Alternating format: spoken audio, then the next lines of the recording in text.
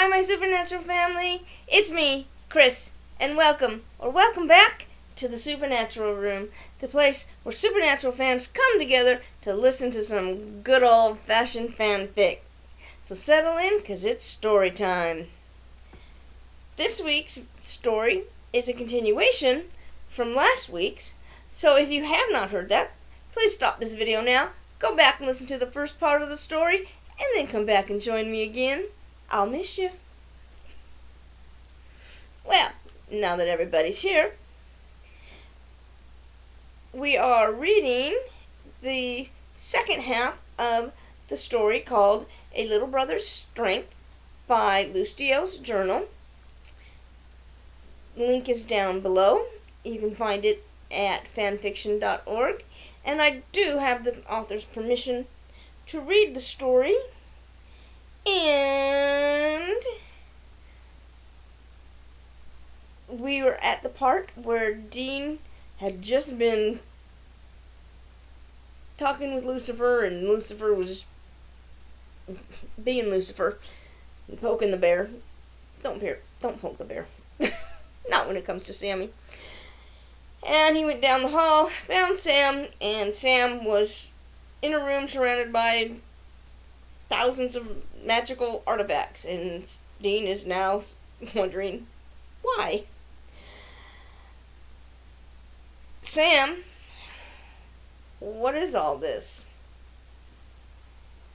Sam was still faced away from him, his hands working almost frantically. Cursed objects. I'm continuing our catalog. Last time I checked, we were on storage room number 1. Yeah, and I've been busy. When have you had time to do all this? Sam shrugged, though his shoulders came to rest at a lower position than they had started. Whenever I can. Dean studied him for a moment, took in the wilt of his shoulders, the tiredness in his voice, and suddenly he understood. You mean whenever you're not sleeping?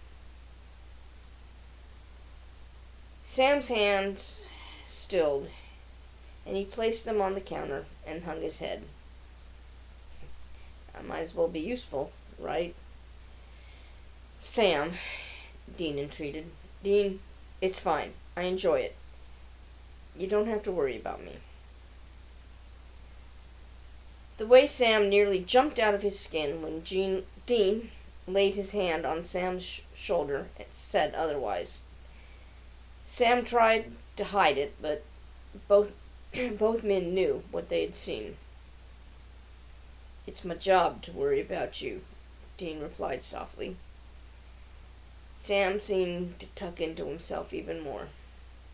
Hey man, look at me. Sam threw his head back and sighed in exasperation. He turned around, but still did not look up,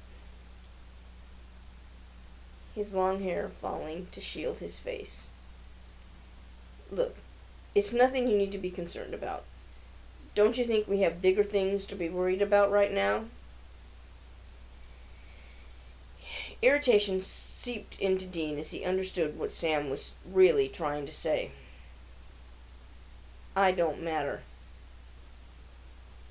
Is that what this is? You're trying to deal by coming down here and burying yourself in mindless work because you don't think you're worth it?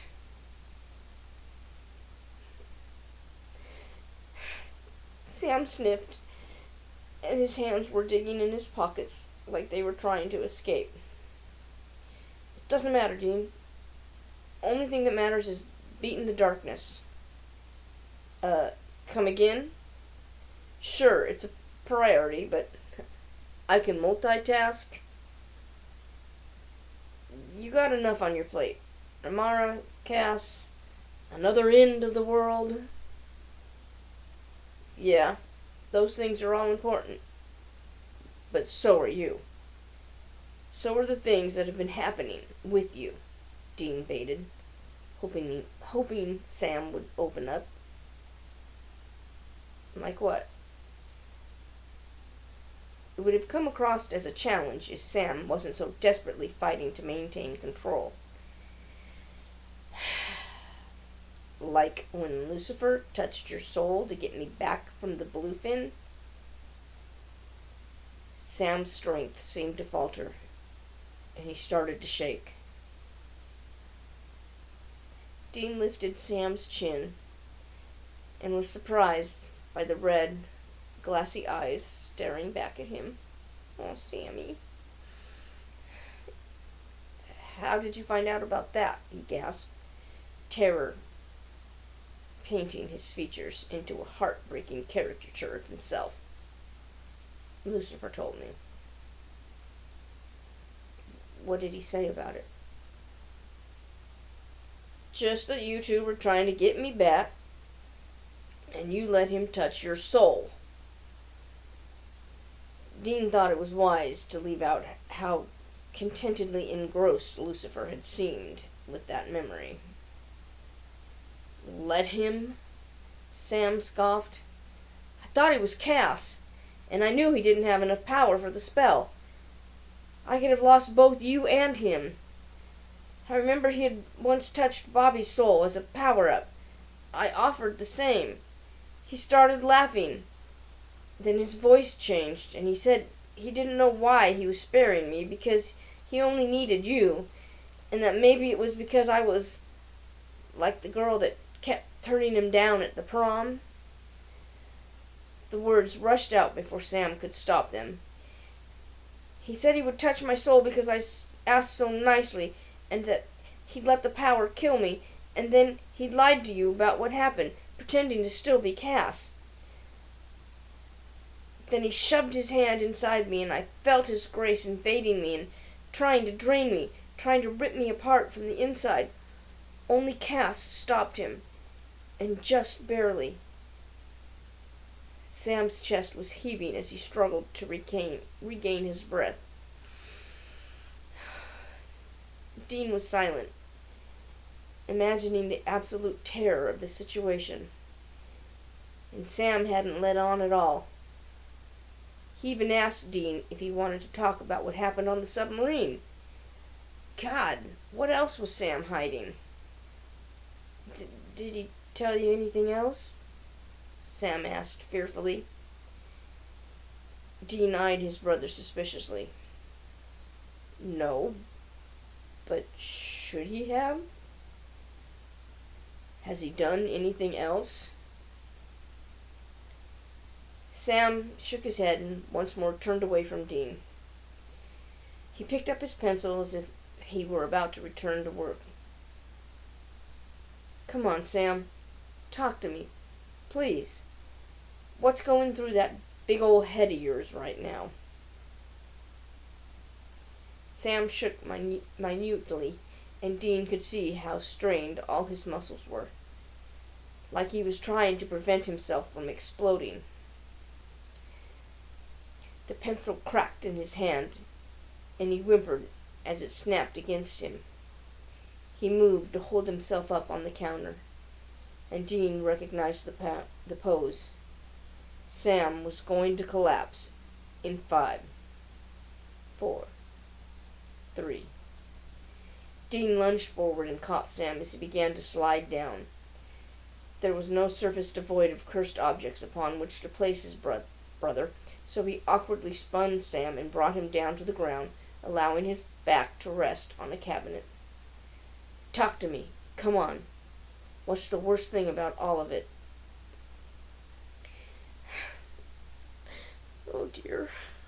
I'm not going to make it through this story. Sam focused on breathing deeply for a few moments before opening his mouth. I don't even know. I can't tell if it's worse that I had to rescue him or the fact that he's living in our goddamn house. Any second I might turn the corner and he could be there, looking at me, smiling, just itching to hurt me. Can you even imagine what that's like? I suffered for centuries at his hands, was violated every way imaginable, over and over again. And then I have to go rescue him. He's torn me apart more times than I can even count.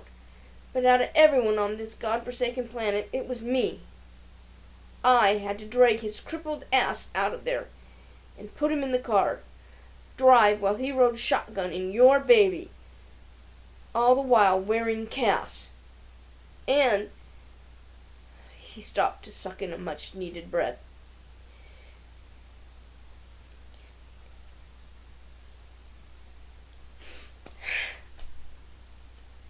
Tears were sliding down his face now, and Dean went to put a comforting arm around his baby brother, and was shocked when Sam scooted away from him and shot up, his expression bordering on hysterical.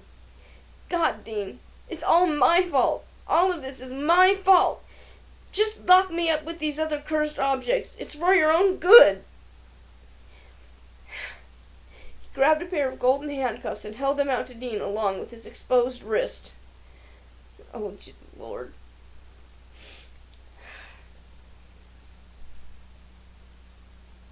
Dean rose to meet Sam's eyes. What are you talking about? How is this your fault? He needed to calm Sam down, now. All of it. I used the Book of the Damned, which got Charlie killed, to free you from the mark, and that released the darkness. Then I was stupid and arrogant enough to think that God would reach out to me, talk to me. But of course, it was just Lucifer, like it's always been. And I went down to hell, even when you told me not to, and played right into his hands. And then Cass said yes to save us. But he wouldn't have been there if I hadn't been such a gullible idiot. Lucifer being here at all is my fault, both times, as Chuck so neatly pointed out. So I don't really deserve your sympathy. Sam was practically shouting now, his agitation consuming him. Dean didn't even know where to start. Sam had seemed pretty calm, even when interacting with Lucifer. He'd known all of this must be difficult for Sam, but he'd not been expecting the full-on breakdown occurring before him now. How had he let it get this bad? Sam. Okay. First of all, it was my choice to take on the mark. You were just doing what anyone else would to save a loved one. You know that's not true, Sam interrupted, his trembling hands at least back by his sides. Let me finish, Dean ordered. The darkness. We didn't even know if that was real, and how could you have known that it was Lucifer? We faced so much shit it didn't surprise me that you thought it was God. Honestly, I was hoping it was. Cass's decision was his choice. No one, besides maybe Lucifer, forced him into it. We'll kick his ass for that when we get him back. And sure, Chuck was a little mean with his words there, but on the other hand, he could have stopped all of this and didn't. I say the buck stops with him. You and me, Sam, we're doing the best we can in this up world. I don't fault you one bit.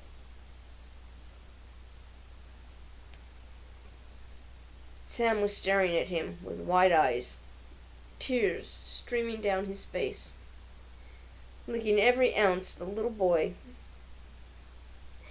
that Dean had raised, his face unerringly planted in his big brother.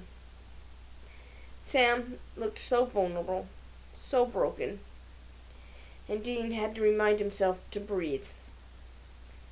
He realized now that he had never given Sam enough credit for just how damn strong he was.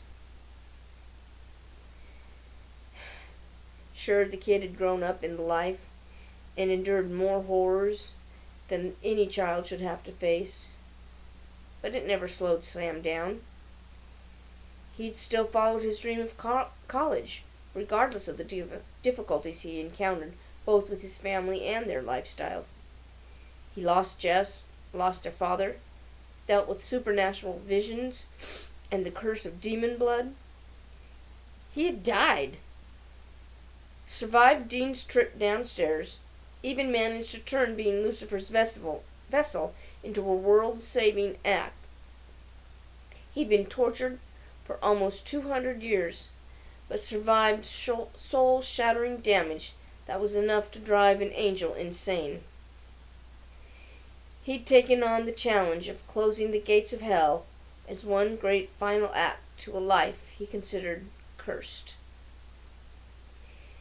He'd been able to save Dean from the eternal damnation of the mark, and despite all his suffering and self-loathing, the kid still had the optimism to hope that God had been talking to him.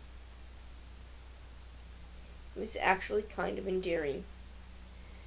Throughout it all, Sam strived to be a conduit for good, as if despite his destiny condemning him to evil. How could he possibly fault his bleeding heart little brother?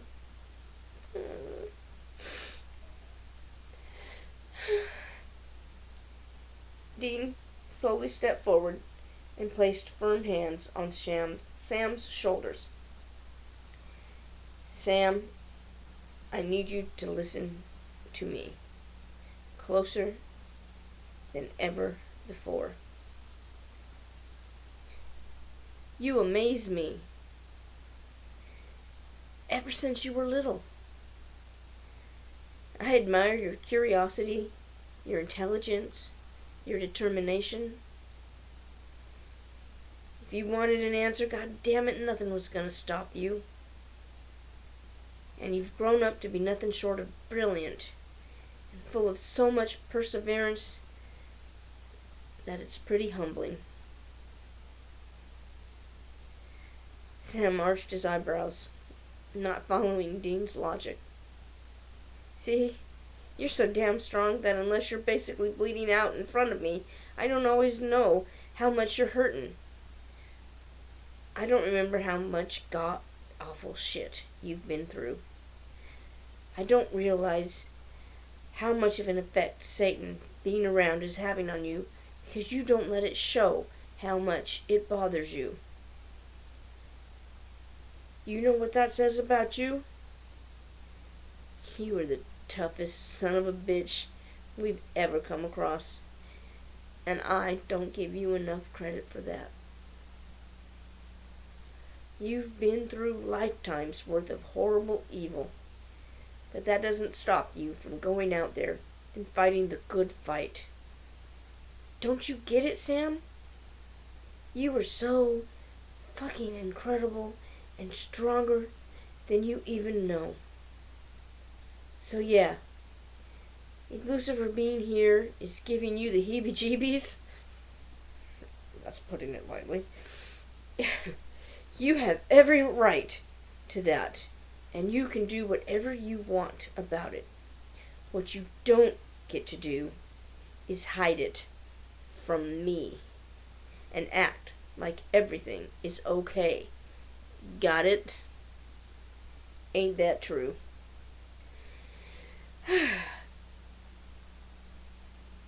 Dean didn't even bother wiping away the moisture in his own eyes as he searched Sam's face for any hint of acceptance.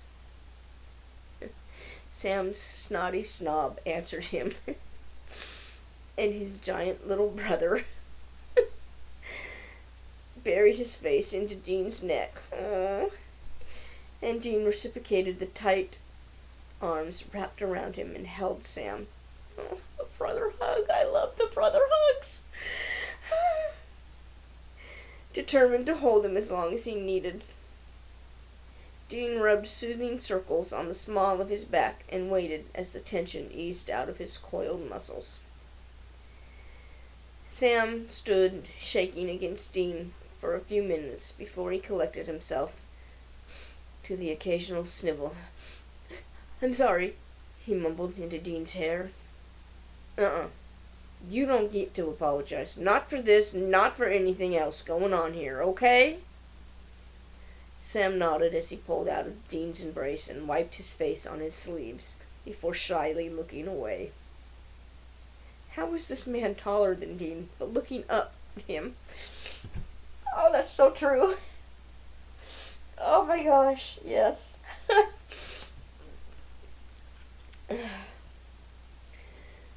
First things first, you are not going anywhere without me. No being alone with Lucifer. I'm going to be with you from here on out.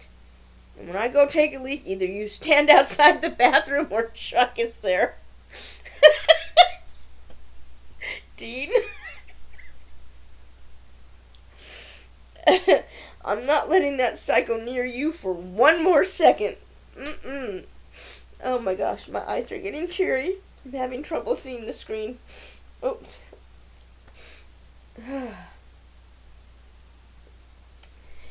Sam dipped his head in agreement before looking back to Dean, still somewhat unsure. Second, you don't get to beat yourself up for all of this. So when you start thinking that, let me know, and I'll punch it out of you. Sam huffed a little in amusement, and the tiny smile on his face was like oxygen to Dean. Oh. Third, you try to hide what you're going through again with something as big as this, and you're gonna find a whole lot of air in your shampoo bottle. Oh my lord. He'd do it too. As predicted, this drew more of a reaction from Sam. You wouldn't dare, he exclaimed, playfully pushing Dean back.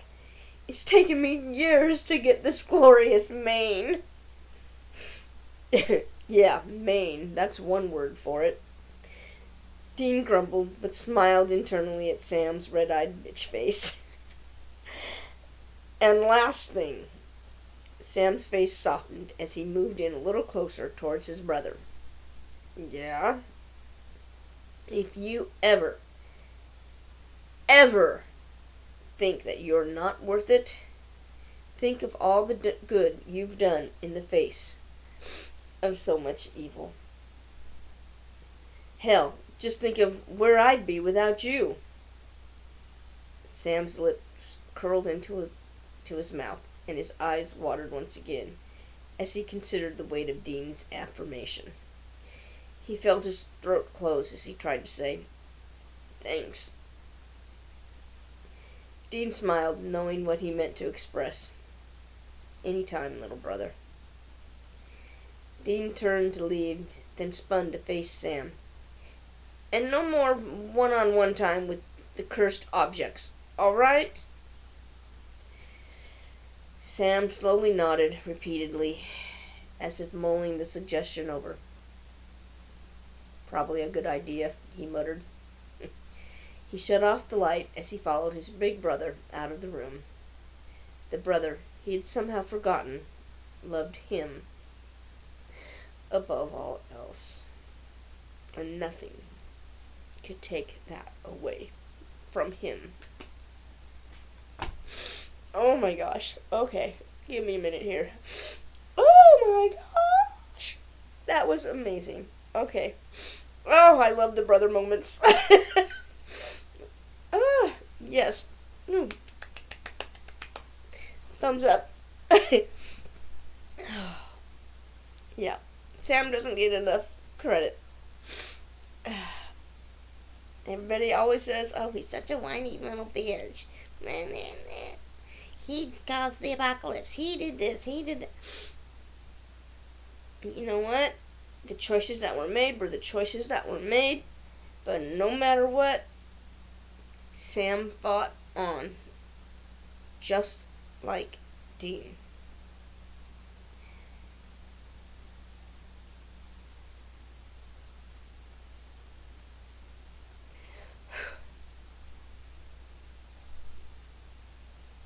They are fighters.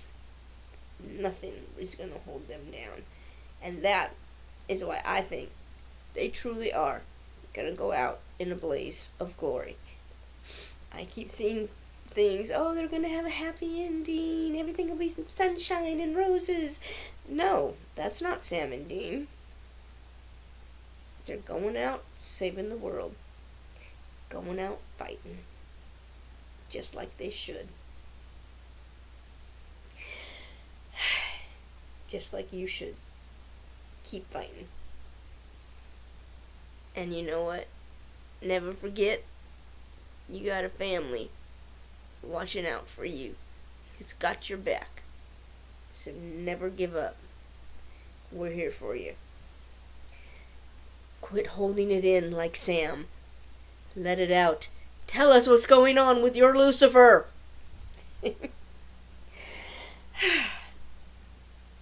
Anyway, that was our story. If you liked it, give it a thumbs up. Hit that subscribe button. Ring that subscription bell. And I will see you next week.